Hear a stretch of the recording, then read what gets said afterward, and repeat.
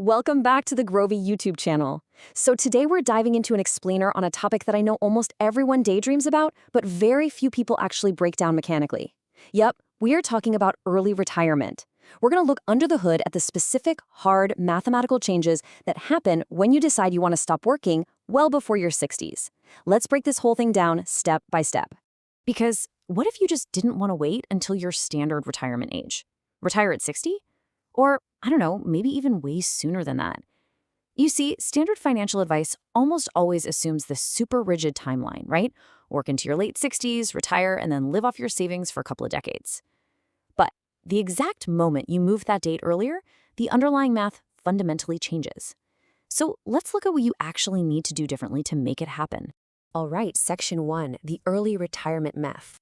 Okay, here is the absolute core tension you have got to wrap your head around if you want to pull this off.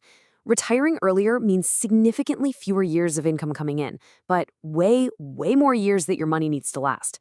A standard retirement typically requires a financial runway of roughly 30 years.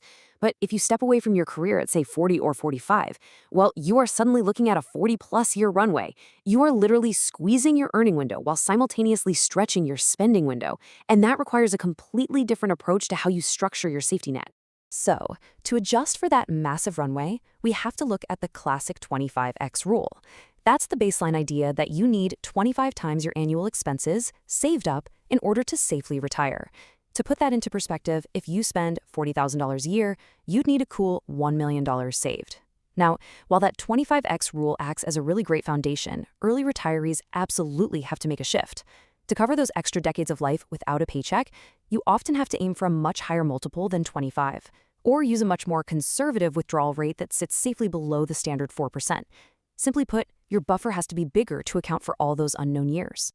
Moving on to Section 2, the account access problem. Now, this is where the mechanics get incredibly tricky. Having the money saved is fantastic, obviously, but that doesn't necessarily mean the government is actually going to let you touch it. If you've been aggressively saving in tax-advantaged accounts, like a 401k or a traditional IRA, you are going to hit a massive wall, the early withdrawal penalty. The IRS applies a strict tax penalty right on top of your regular taxes if you withdraw those funds before a specific age threshold. So you might technically be a millionaire on paper at age 45, but if a huge chunk of that cash is locked behind a future birthday, you've got a major cash flow problem on your hands. Which brings us to Section 3, early access workarounds. So how do savvy planners conceptually navigate around these strict IRS age lockouts? Well, there are a couple of methods. First off, standard taxable brokerage accounts. Because these were never tax-advantaged in the first place, they have zero age restrictions. You can pull from them at 35, 40, literally whenever you need the cash. Second, there actually are specific IRS-recognized methods for tapping into your retirement funds early without triggering that standard penalty. But as we're about to see, navigating those exemptions is certainly no walk in the park. Which leads us to this massive, flashing warning.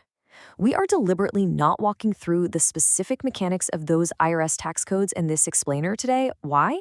Because they are genuinely complex, highly mistake-prone, and honestly, a tiny error can cost you an absolute fortune in unexpected taxes.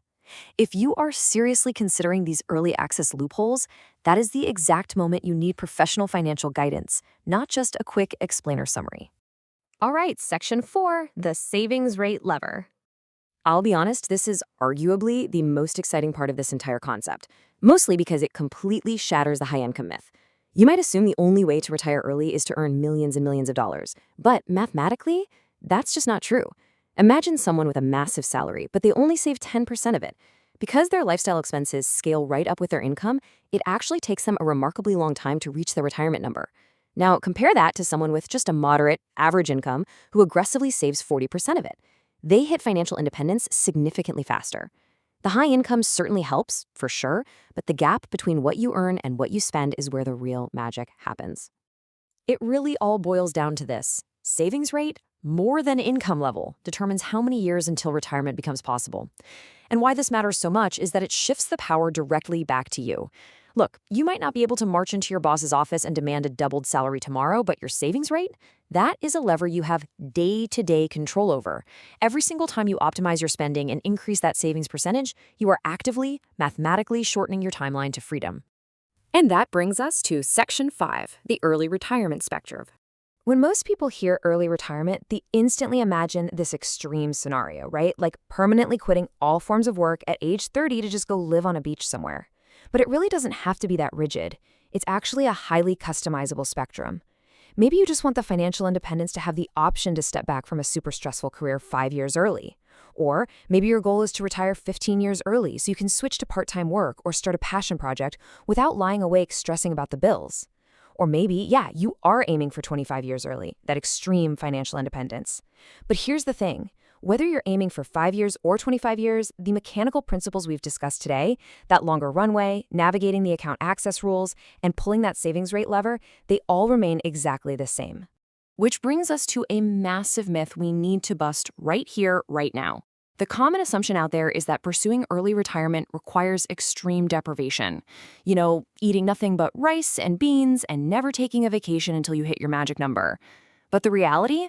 For most successful early retirees, it's really about intentional spending. It's aggressively cutting costs on the things that don't bring you genuine joy so you can maintain a super high savings rate without actually feeling deprived at all. It's not about misery. It's about being incredibly intentional with your resources. Which leaves us with one final, very personal question for you to chew on. What does your ideal retirement timeline actually look like? Are you aiming to shave off 5 years from the standard path or maybe 20? Think about what savings rate you'd actually need to achieve to make that a reality. And remember, because of those strict IRS penalty risks, you should absolutely always consult a qualified financial advisor when you get serious about executing your plan. Subscribe to the Grovy YouTube channel so you can actually become rich instead of just watching other people pretend to be rich. See you in the next explainer.